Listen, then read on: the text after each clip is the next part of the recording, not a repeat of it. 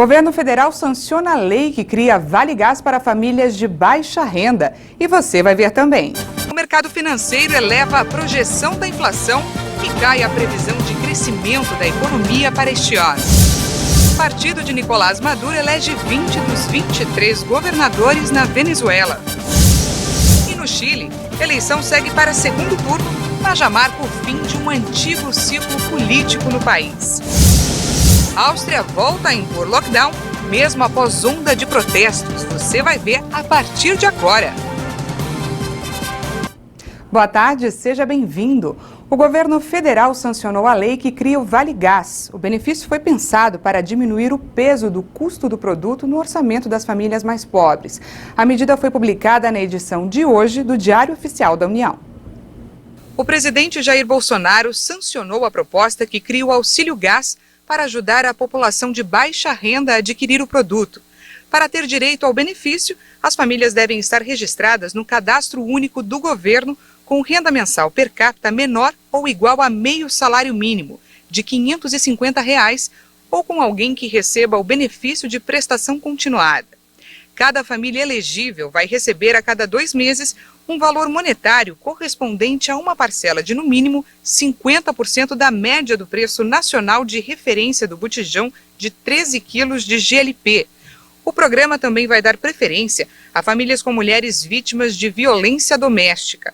A previsão é que o programa atenda até 19 milhões de famílias. A taxa de desemprego do Brasil tem apontado tendência de queda. Apesar disso, ainda é a 4ª maior entre as principais economias do mundo. Foi o que apontou o ranking da agência de classificação de risco Austin Rating, que reúne dados de mais de 40 países. O levantamento sobre o 3º trimestre do ano mostrou que a taxa de desemprego no Brasil chegou ao dobro da média mundial e está em 4º lugar entre as maiores economias do mundo. Segundo dados do IBGE, a taxa de desemprego no Brasil caiu para 13,2% no trimestre encerrado em agosto, atingindo 13.700.000 trabalhadores. Antes da chegada da pandemia de Covid-19, o índice estava abaixo de 12% e acabou saltando para 14,7% no começo desse ano.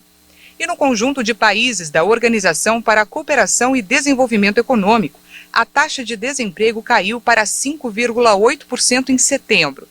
De acordo com o ranking, apenas Costa Rica, Espanha e Grécia registraram em agosto uma quantidade maior de desempregados em relação ao Brasil, que teve um período prolongado de baixo crescimento.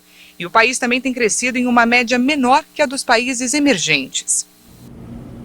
O mercado financeiro elevou a projeção da inflação. Ao mesmo tempo, a previsão para o crescimento da economia caiu nesse ano. As estimativas do mercado financeiro para o Índice Nacional de Preços ao Consumidor Amplo, que é considerado a inflação oficial do país, subiu de 9,77% para 10,12% neste ano. Para 2022, a estimativa de inflação ficou em 4,96%. A projeção está no Boletim Focus, divulgado pelo Banco Central, com a expectativa das instituições financeiras sobre os principais indicadores da economia. Para alcançar a meta de inflação, o Banco Central usa como principal instrumento a taxa básica de juros, a Selic, definida em 7,75% ao ano pelo Comitê de Política Monetária. O Copom já sinalizou que no mês que vem pode elevar a Selic em mais 1,5 ponto percentual, finalizando o ano em 9,25%. As projeções do Banco Central para a inflação também estão ligeiramente acima da meta para 2022, 11,25%. As instituições financeiras consultadas pelo Banco Central também reduziram a projeção para o crescimento da economia brasileira este ano, de 4,88% para 4,80%. E para 2022, a expectativa para o PIB é de crescimento de 0,7%. A Anvisa está analisando o pedido de dose de reforço da vacina da Janssen contra a Covid. O prazo para análise é de até 30 dias. A Agência Nacional de Vigilância Sanitária recebeu o pedido da farmacêutica Janssen para avaliar a inclusão da dose de reforço na bula da vacina contra a Covid. Inicialmente, aqui no Brasil, a vacina da Janssen foi aplicada no esquema de dose única. Recentemente, em nota oficial, a fabricante da vacina havia dito que estudos demonstram os benefícios de tomar mais de uma dose para elevar a imunização contra a Covid-19. A Anvisa avalia, a partir dos dados e estudos desenvolvidos pela empresa, as possíveis condições de uso, as indicações e os intervalos que devem ser definidos pela agência a partir das informações e evidências científicas disponíveis. Os dados são de responsabilidade da empresa e devem demonstrar o benefício da dose de reforço em relação à sua segurança e eficácia. E vamos aproveitar para falar de vacinação. Com 60% da população totalmente imunizada contra a Covid, o Brasil está acima da média global de imunização, que é de 41%. Segundo o Ministério da Saúde e as secretarias estaduais de saúde, mais de 157 milhões e 948 mil pessoas tomaram a primeira dose. Isso representa mais de 74,4% da população, enquanto mais de 129 milhões e 200 mil brasileiros tomaram a segunda dose ou a dose única, o que representa 60,57% da população. E a dose de reforço já foi aplicada em mais de 14 milhões e 33 mil pessoas, 6,58% da população. E mais de 2 milhões de doses de vacinas contra a Covid doadas pelos Estados Unidos chegaram ao Brasil. O avião com os imunizantes pousou no aeroporto de Campinas, no interior paulista. O ministro da Saúde, Marcelo Queiroga, agradeceu pelas redes sociais a chegada das doações. Os Estados Unidos já doaram diretamente 3 milhões de vacinas da Janssen ao Brasil em junho. A média móvel de mortes pela Covid no Brasil está abaixo de 300 óbitos há 20 dias. O Brasil já ultrapassou a marca de 22 milhões de casos de infecção por coronavírus desde o início da pandemia. O Ministério da Saúde informou que o Brasil tem mais 72 mortes por Covid-19 em 24 horas. Agora, o país chegou a 612.659 vítimas da doença. Também foram confirmados mais 5.126 novos casos de um dia para o outro. No total, já são mais de 22 milhões, 17 mil diagnósticos positivos para o coronavírus. A média de mortes está em 197 vítimas por dia. Segue abaixo de 300 pelo 20º dia seguido. Com uma redução de 15,22% em relação a 2 semanas atrás, a curva volta a apresentar tendência de queda depois de 3 dias de alta. A média móvel de casos indica 8.473 novos registros diários, com uma diminuição de 16,97% em relação a 2 semanas, apresenta tendência de queda. Agora, analisando a evolução da doença por regiões, hoje 9 estados apontam alta: Amazonas, Bahia, Ceará, Mato Grosso do Sul, Pará, Piauí, Rio Grande do Norte, Rondônia e Sergipe. Já em estabilidade estão 9 estados: Acre, Alagoas, Amapá, Maranhão, Mato Grosso, Paraíba, Pernambuco, Rio Grande do Sul e Santa Catarina. 7 estados apresentam queda: Espírito Santo, Goiás, Minas Gerais, Paraná, Rio de Janeiro, Roraima e São Paulo. 2 unidades da federação não atualizaram os dados: Distrito Federal e Tocantins. No Chile, a eleição deste ano representa o fim de um antigo ciclo político do país. Candidatos da extrema-direita e da esquerda seguem para o segundo turno, que será no dia 19 de dezembro. O Chile terá um segundo turno eleitoral entre o candidato de direita José Antônio Kast e o de esquerda Gabriel Boric. Kast liderou a eleição com 28% dos votos, seguido por Boric com 25,6%, após a apuração de mais de 90% das urnas. A votação para definir a presidência está marcada para o dia 19 de dezembro. Após o resultado, Kast prometeu recuperar a paz no país, após os protestos sociais de outubro de 2019, que exigiam maior igualdade social. A única candidatura presidencial que vai restaurar a paz, que é uma alternativa para enfrentar os criminosos e os narcotraficantes, e a única opção que vai acabar com o terrorismo é aquela que representamos, não há outra. Não há outra. Por sua vez, Boric, o candidato mais jovem da história do Chile a disputar a presidência, afirmou que os eleitores terão que escolher entre um país mais inclusivo ou um de exclusão e privilégios. A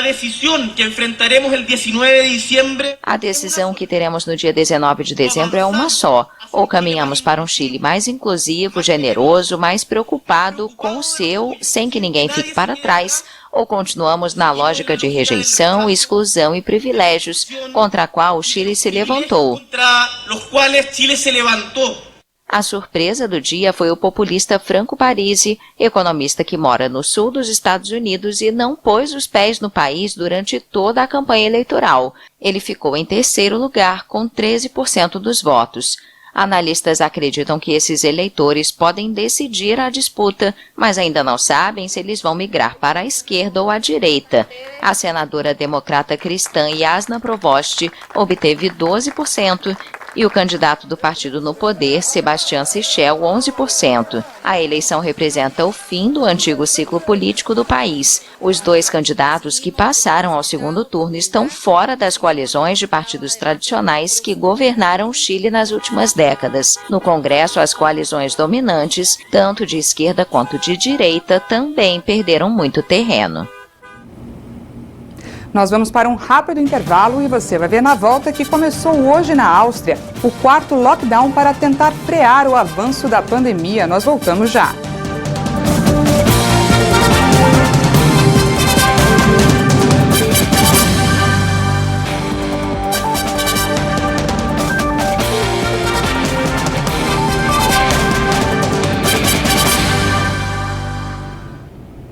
Estamos de volta, agora são 13h16 no horário de Brasília. A partir de amanhã, as agências da Caixa Econômica Federal voltam a atender nos horários anteriores à pandemia de Covid-19.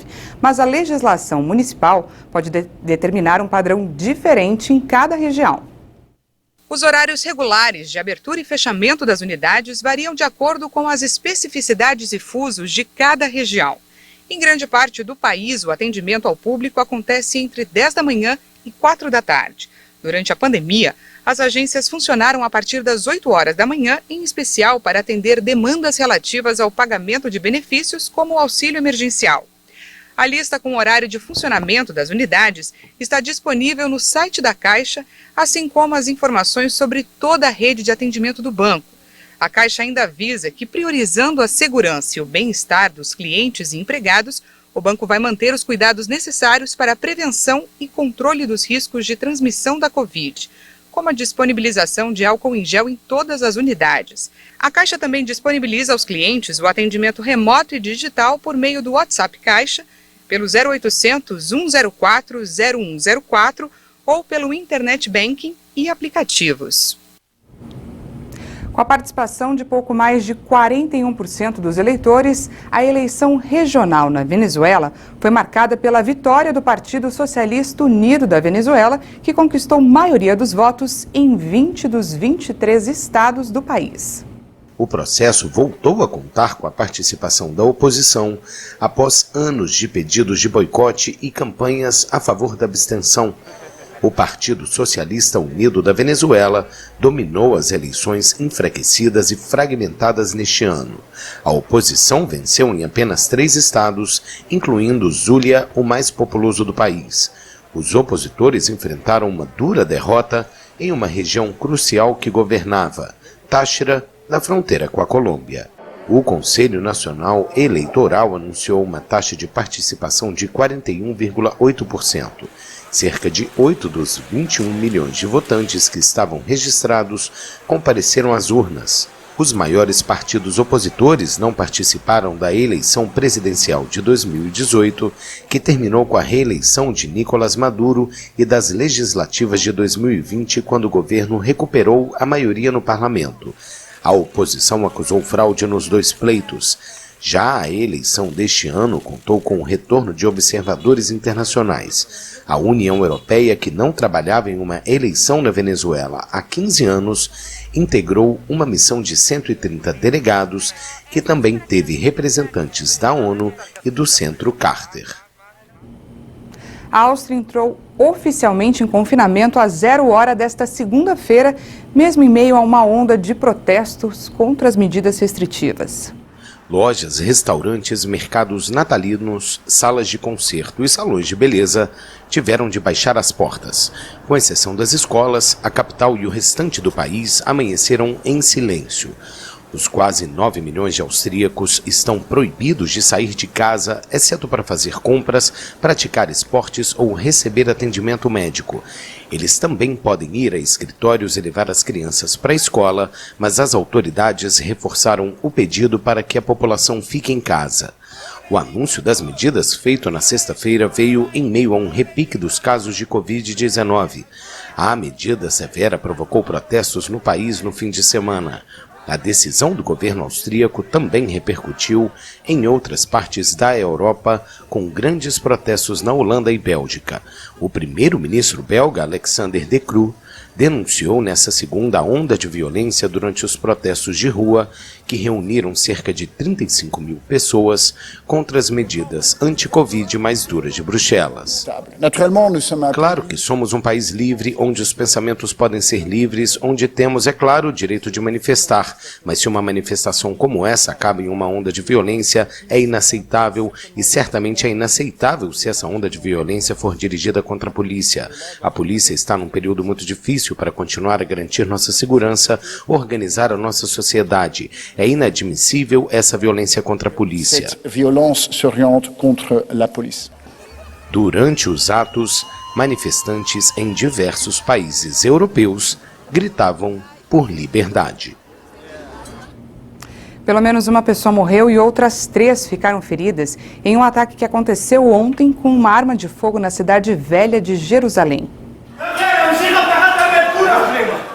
Autoridades israelenses informaram que o homem armado era um palestino, membro do grupo Hamas, reconhecido pelo Reino Unido recentemente como uma organização terrorista. Instruí as forças de segurança a se prepararem e ficarem alertas também com relação à preocupação com outros ataques iguais. Precisamos estar em alerta máximo e prevenir incidentes futuros. 2 policiais ficaram levemente feridos. O hospital Hadassah, em Jerusalém, para onde as vítimas foram transferidas, disse que um imigrante sul-africano recém-chegado ao território não resistiu aos ferimentos e morreu. O Ministério Israelense da Segurança Pública declarou que o agressor era palestino, membro do Hamas, e que vivia no bairro de Shuafat, na Jerusalém Oriental. De acordo com a polícia, o homem tinha 42 anos. Em comunicado, a liderança do Hamas confirmou que o agressor Fadul Abu Shukaidan era membro da organização, mas o movimento islâmico não assumiu a responsabilidade pelo ataque.